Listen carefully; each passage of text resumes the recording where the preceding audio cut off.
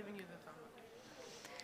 Hello, hi. Welcome to our event, which is Living, Not Just Surviving. My name is Verity McGiven. I'm the regional representative for HelpAge International here in the Europe region. And we're running this event with PRO Global, which advocates here in Sweden for older people's rights globally. Has anybody here been to an event or heard any talk of older people's rights yet at the forum? Oh. That doesn't surprise us. Yes, that won't surprise any of us up here. It's something that we definitely don't hear enough about at human rights forums and human rights spaces all across the world. And life should be about more than just survival, shouldn't it? But sadly, for many older people, that's exactly what it's reduced to, especially now in this global cost of living crisis, and unfortunately, as with so many things, especially for older women who are disproportionately affected. I'm really delighted to be joined here today by two older women activists. Peace Twine Kiamareku is a lifelong feminist activist and now an advocate for older people's rights. And Prudence Woodford-Berger is chair of PRO Global, which advocates here in Sweden, as I said, for older people's rights globally. So let's get started. Peace and Prudence, what brought you to human rights? Peace, do you want to go first? Okay, thank you very much. And you are all welcome to this session. As I've been introduced, Peace Chamreku, I would say that human rights and women's rights, now older persons' rights, do make sense to me now in my old age.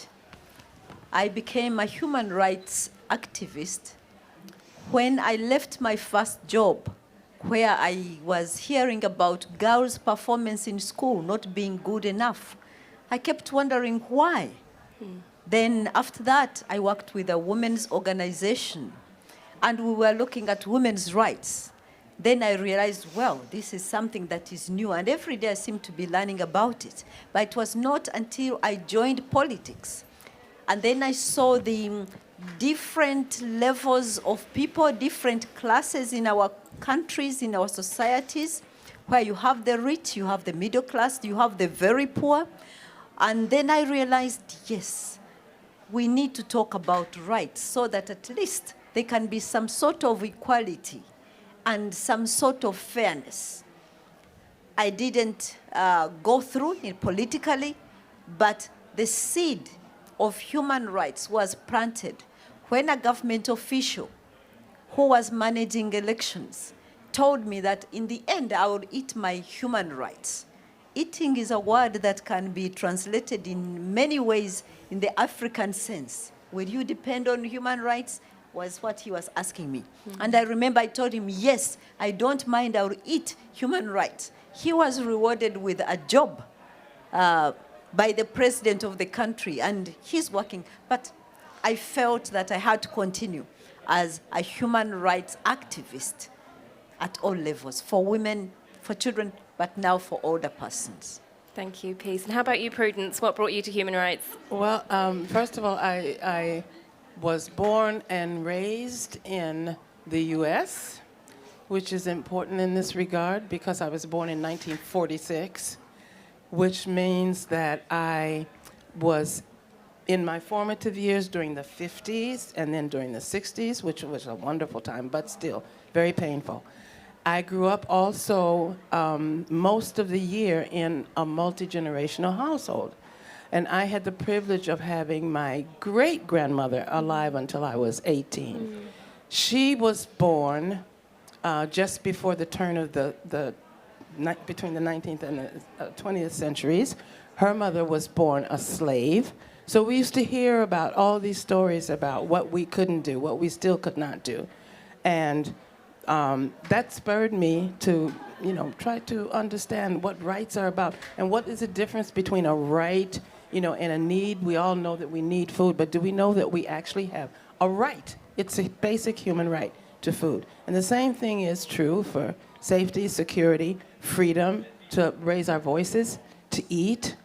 So I've sort of carried that with me all the way across the ocean when I somehow ended in Sweden. That's another story, in 1968, which was the year that Martin Luther King was killed as well. So, yeah, I'll stop there. Thanks, Prudence.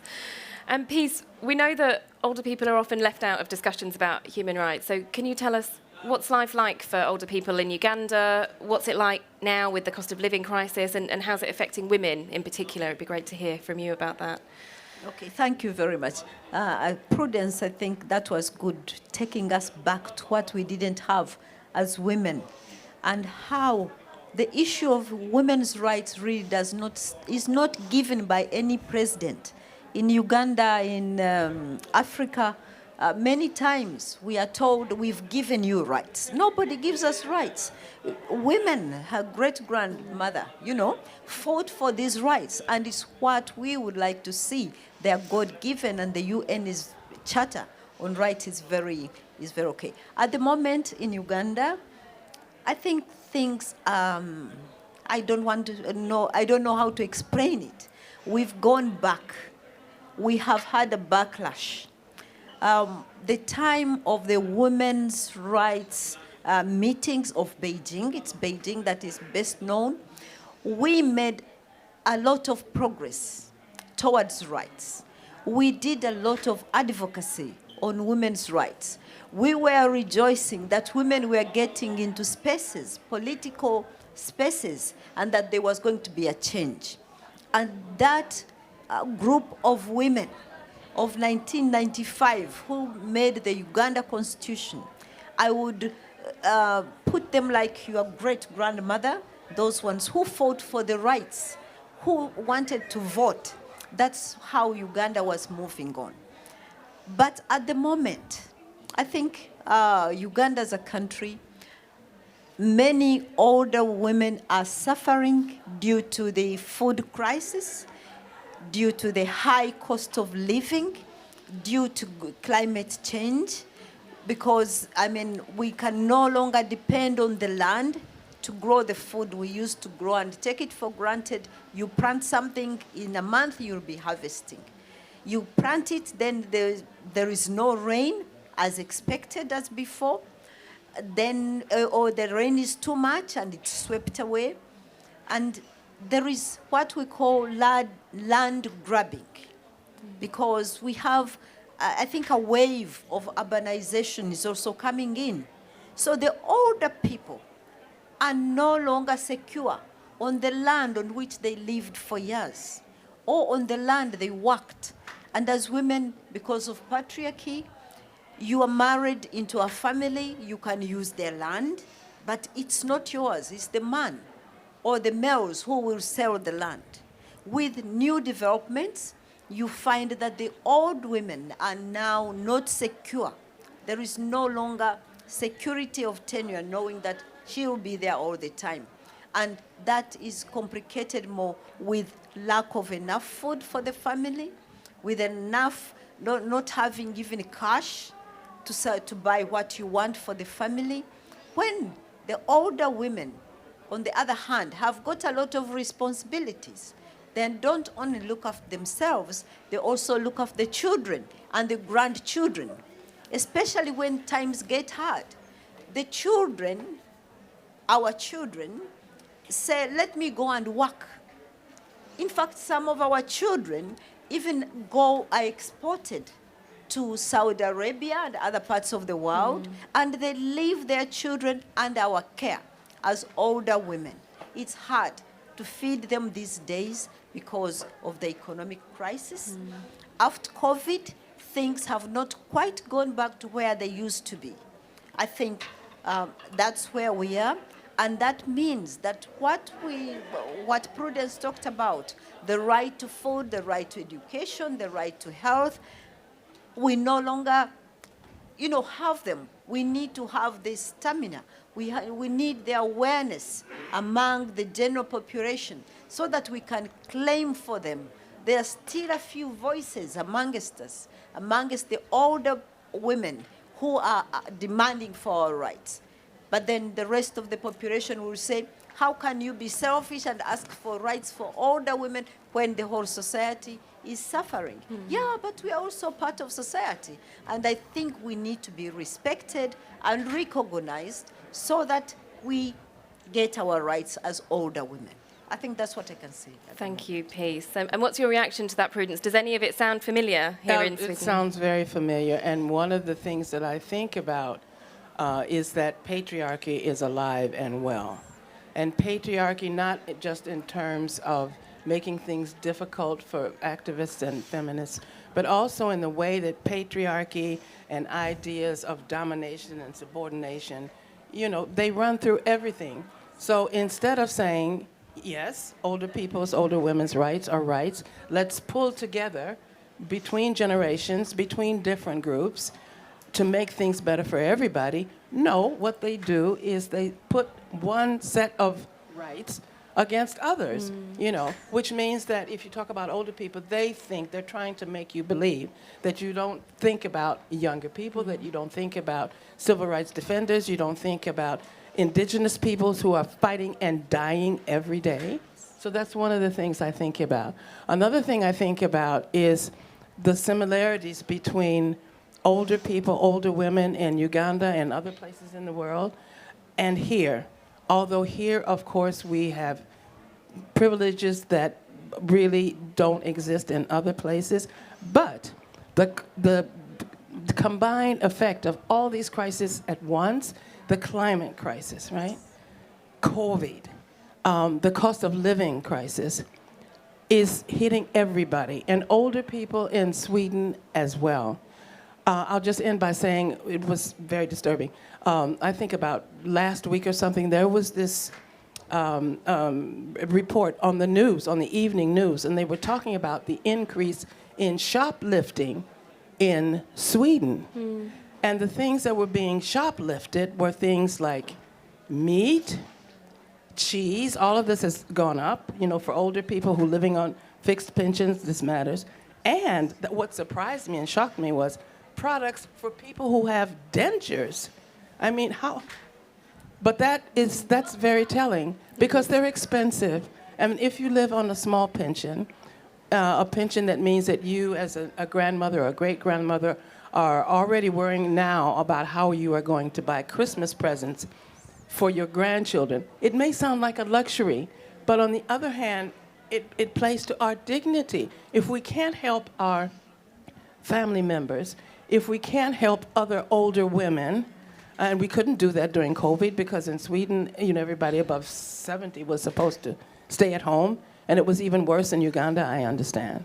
So yeah, similarities, but also the need for solidarity. Isn't that right, Paru? One of my idols just came to the audience. I think Prudence, to add on to that about food, and it's hard and it's sad when there is shoplifting and then you reflect it back to someone looking for food. It's the same in our rural areas back home in Uganda, where we visited a lady, an old lady. She lives in an area where they grow fruits, and it was a season for fruits. Unfortunately, one of her daughters had a stroke, so she was bedridden. This old lady had to look after her daughter. And because the daughter was bedridden, she could not manage on her own. So even her second daughter had to leave her family to come and take care of the sick sister. But they had no food apart from the oranges. Apart from the oranges, which even the neighbors would bring to them. More important was water.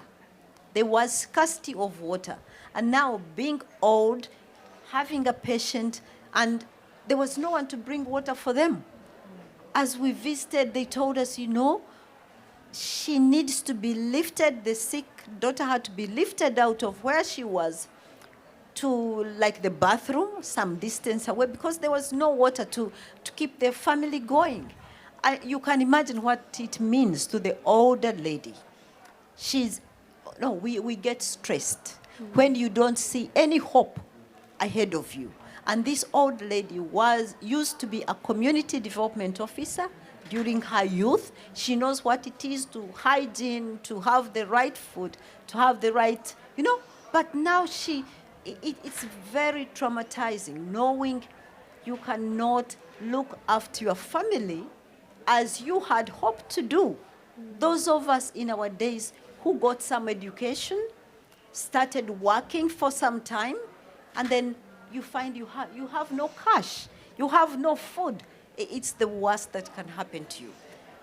In a way, we are going back those days when there was no education for the girl child, because it puts us at the same level. You went to school, what's the difference? You don't have food, we don't have food. Your children are stealing, maybe we pray that doesn't have, it doesn't get that far. So we need to keep our hopes high, because these are not very good days. And as that comes in, shoplifting, trying to get food for survival, it brings in also violence. Older women in Uganda get cash from government. Those who are above 80, they get an equivalent of like $5 per month, but it doesn't come at the same time. It's usually late, and they get it once in 3 months together. But this old woman who gets that money, she has to have an identity card. Many times we don't have identity cards. The old woman will say, why would I need an identity card? Where will I be going? The illiterate ones, well, I have an identity card, I have a passport, but the majority of the other older women don't. The insecurity that is there when the community knows that she has received cash, most likely people will attack her home. They will try to persuade her to steal the money, or they will break into her home.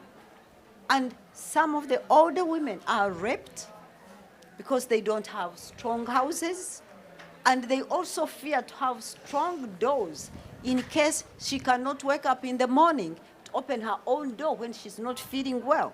So the insecurity, not only food security, but security in the community in which one lives, is now, those are key issues that we are going through during the global crisis of cash in the community.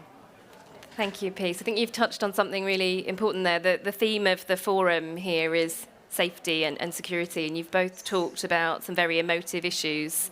How do you think older people are feeling now, whether it's in Uganda or Sweden, experiencing all of this? What does that feel like? Do you want to go first, Prudence? Well, I think I just say that there is a high level of uncertainty. Of course, this varies an awful lot because of the ways that different grounds for discrimination intersect with one another. But we do have fairly sizable groups of older people, older women and men, who are feeling very afraid right now. And it's because of these, like I said, the effects of the multiple crises that we're still going through.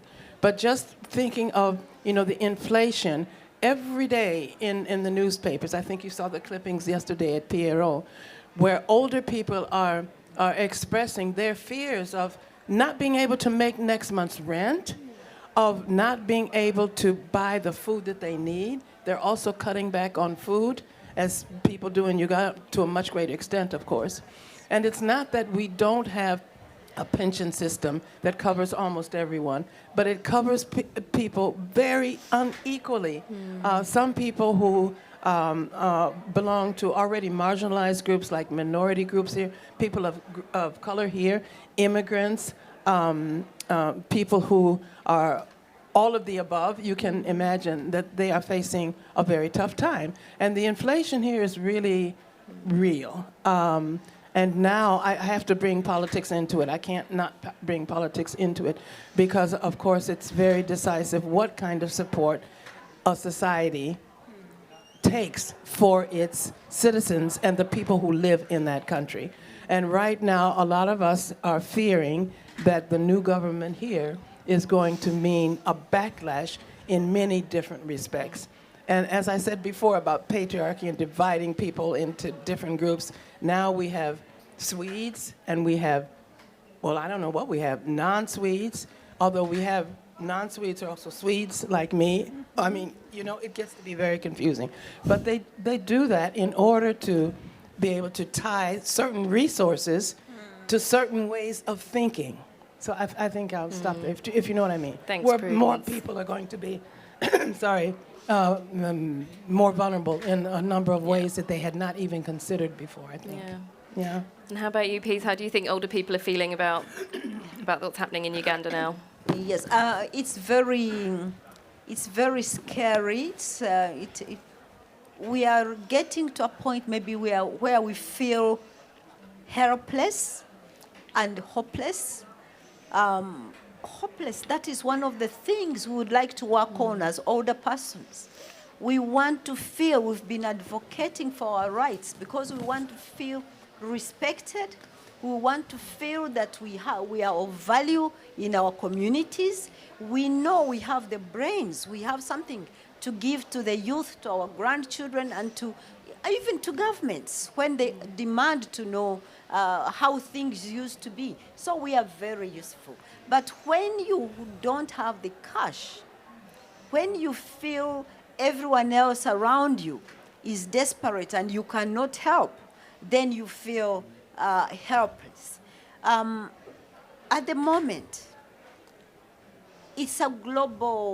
there is a global crisis. We cannot blame ourselves. And what is happening really, it's about the economy. I think to me, it's the global economy. We have parts of our country which we know are rich in gold. Some parts are rich in oil. And we've seen communities being sent off the land. And like I've said, it's the older people who suffer, and especially the older women because of patriarchy. Our men and our boys and they sell because they know there is gold here, and someone doesn't come to ask the woman, ask the man. I understand there is something we want to, they will always find a way. Our sons and husbands sell the land, and the woman is left on the land in the small house, and with time she's told, please move away. Yeah. This land was sold. By the time you know it, the person who says they've bought, they have a land title, and you are pushed off. In Uganda, we used not to have, should I call them street old women? But at the moment, there are those who are landless, and we fear the situation really is. Yeah. Thank you, Peace. So we've just got a couple of minutes now to wrap up. What would you both like to see Sweden and Swedish people do to support older people's rights? Final words. Be solidarity. Solidarity is so important. I work together with a number of other civil society organizations in Concord, and there we're really trying to bring attention to the fact that the budgets for the foreign policy budgets and the budgets for development cooperation are going to be drastically reduced. It's difficult now to foresee how that's going to affect people, but what we know is going to happen is that it will reduce the ability for CEDA and other authorities to make sure that the money for democracy, for example, will still be at the same volume. For climate change, it will still be available. So I think that in terms of what you were saying about land grabbing, I'll just close by saying that we're surrounded here by the SDGs, and the number 10 is just as important as all of them, and it's about inequalities. And it's not only inequalities within countries, but also between countries. You've brought up a lot of points. I mean, we have a responsibility, we who do live in the relatively wealthy world, even if we also have difficulties, we have a responsibility. I mean, we have to use all our measures and all our knowledge. We have to keep learning. We have to keep talking to one another. We have to continue to be, feminist and anti-racist and anti-colonialist and whatever. Thank you. Sorry. Final word, Peace. What would you like to see Sweden do? Thank you. Sweden, as one of the countries we've been admiring, I've not heard what you said about change of government. I want to still believe that things will be good. We would like to be supported as Uganda, as a country, so that we keep on the fight about human rights, women's rights, older persons' rights at all levels. We would like to be supported that as we come out of this global depression, I don't know what to call it, that our education system especially continues so that we can save the female children.